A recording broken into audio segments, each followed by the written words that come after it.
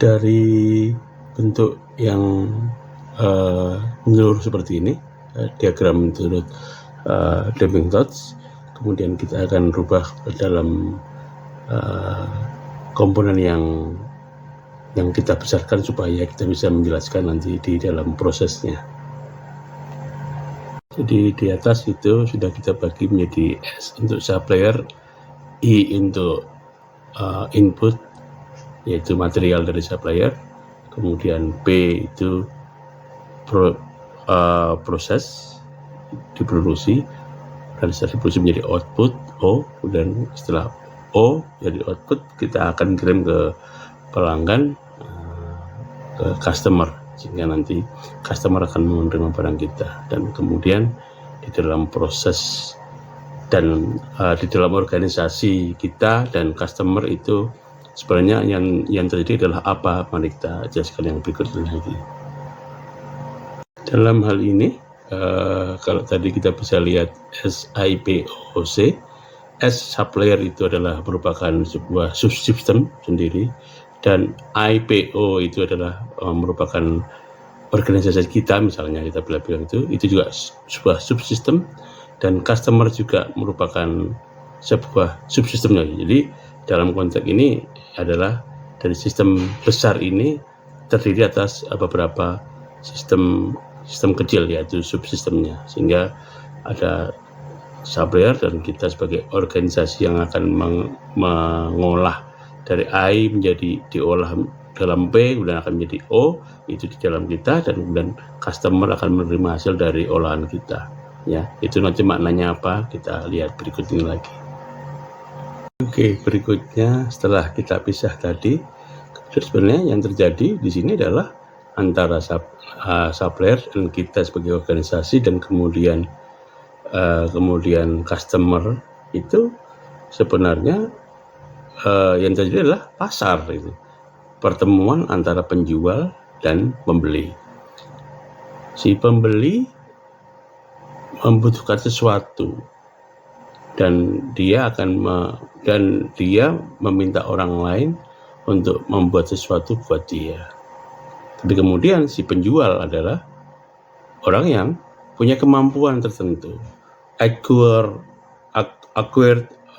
knowledge, acquired skill, acquired kompetensi, sehingga dia punya kemampuan untuk membuat barang yang dibutuhkan oleh si customer, si pembeli, sehingga di situ terjadi pertemuan antara acquired capability yang dipunyai oleh kita sebagai organisasi dan need yang dibutuhkan oleh si customer, sehingga pada saat kebutuhan tadi bisa kita penuhin karena kita sebagai organisasi, itu makanya nanti customer juga akan menjadi senang, sehingga kemampuan kita itulah yang harus kita olah, kita perbaiki terus menerus supaya suatu hari output kita diterima oleh pelanggan menjadi sebuah keindahan buat mereka, dan mereka akan cheers dan mereka akan bilang kepada kita a good job, begitu.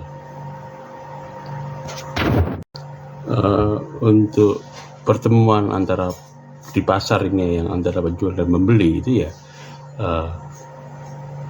kita organisasi harus selalu melihat ke dalam apa yang dibutuhkan oleh pelanggan, tetapi itu juga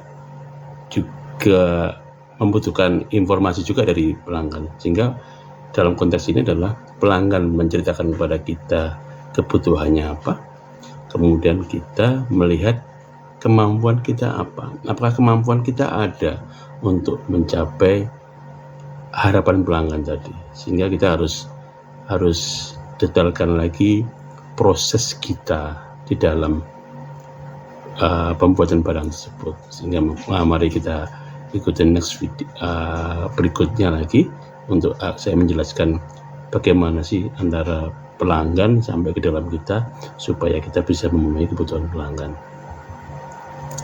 Baik, jadi bagaimana kita untuk memenuhi kebutuhan pelanggan? Ya, dia membutuhkan sesuatu dari sebuah barang, tapi kemudian kita menawarkan diri, organisasi menawarkan diri bahwa saya mampu membuat barang itu, ya.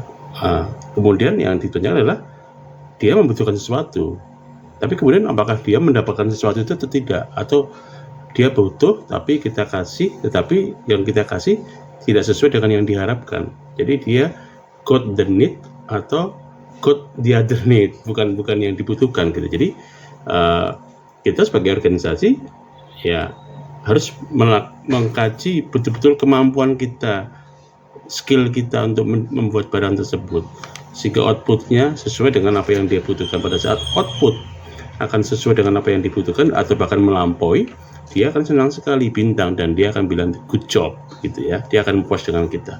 Pada saat dia puas dengan kita ya dia akan terus pesan sama kita terus pesan sama supplier kita, sehingga subsistem dan subsistem yang ini semua adalah happy, everybody smile gitu ya. Sehingga kita harus membuat barang yang sesuai dibutuhkan oleh dia. Bagaimana kita mengedarnya nanti kita jelaskan, tapi si supplier juga kita bilangin bahwa aku butuh barang seperti ini, mampu buat enggak.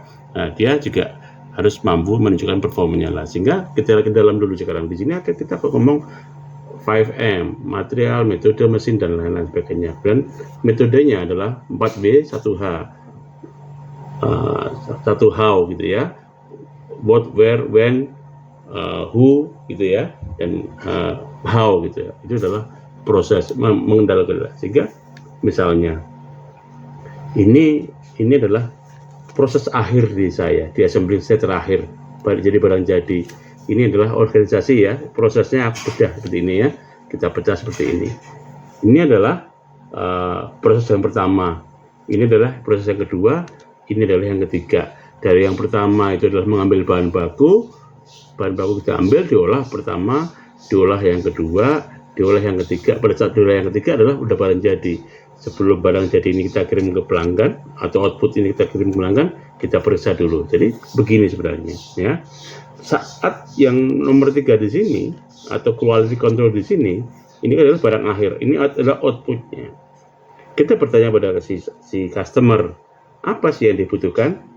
Kita terjemahkanlah yang dia butuhkan ke dalam bahasa kita.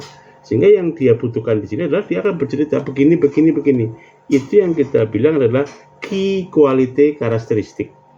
Ya. Kemudian dari key quality characteristic saya terjemahkan ke dalam bahasa saya di sini. Semua di sini adalah key process indicator. Nah, key process indicator ini adalah ukuran-ukuran, measurement, pemeriksaan yang kita lakukan supaya kita memastikan dari mulai proses yang awal sampai yang akhir itu semua akhirnya adalah akan memenuhi kebutuhannya dia.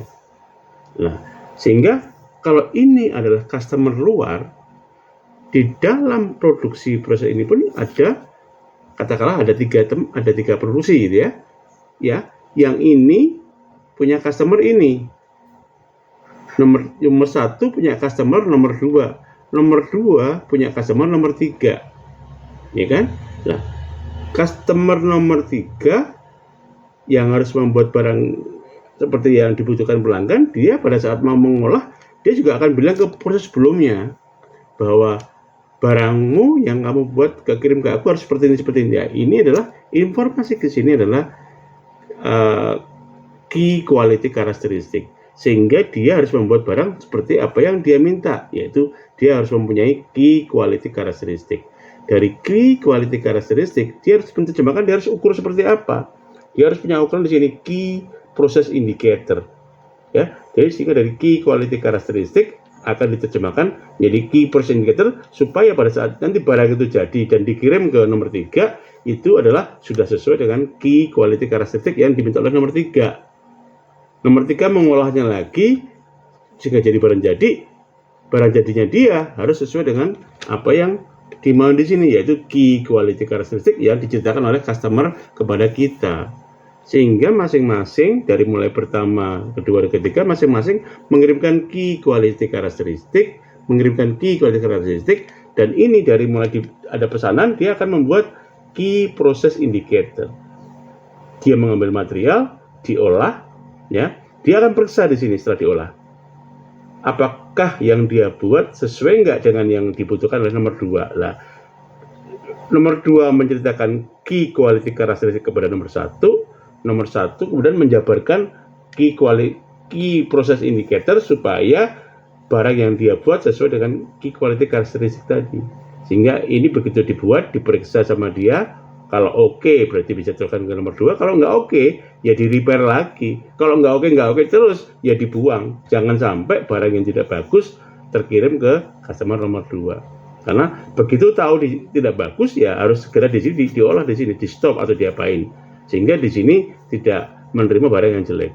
Nomor 2 pun begitu, nomor 3 pun begitu, sehingga semua ini masing-masing mempunyai menerima key quality characteristic dari proses berikutnya atau internal customer, dan kemudian dia akan membuat key process indicator supaya customer yang di dalam tadi menjadi puas. Sehingga terjemahan dari key quality characteristic diterjemahkan dalam key process indicator. Lah inilah ahlinya kita harus di situ, ya. Sehingga barang yang kita pesan dari supplier pun juga harus kita ceritakan kepada dia, saya mau butuh ke barang begini, harus begini. Itu sebenarnya kita menceritakan kepada supplier adalah key quality characteristic kita. Jadi begitu, sehingga pada saat ini diolah seperti sesuai begitu, sehingga customer-nya akan puas. Dan di supplier sendiri sebaiknya juga punya yang seperti ini. Nah makanya kalau dia nggak bisa ya kita ajarin untuk dia udah bisa mengolah hasil akhirnya saat kita terima di sini sebagai inputan, itu adalah sudah sesuai dengan need kita. Seperti tadi juga kita mengirim barang output pada pelanggan, output tadi sudah sesuai juga dengan yang dibutuhkan oleh pelanggan tadi. Jadi akan mengevaluasi 5M, mesin, material, metode, measurement, dan man-nya. Nah man ini yang penting. Dan akan bicara juga 4W 1H. Ya, 4W, why, what, where, when, gitu ya. Dan 1H-nya adalah how, gitu.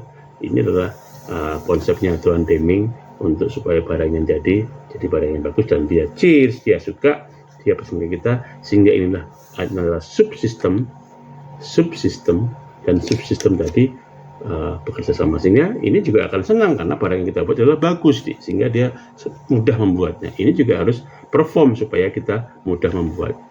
Jangan sampai di sini membuat sembarangan, kita yang kelabakan mengolah bolak-balik karena barangnya nggak bagus, ya kita yang boros gitu.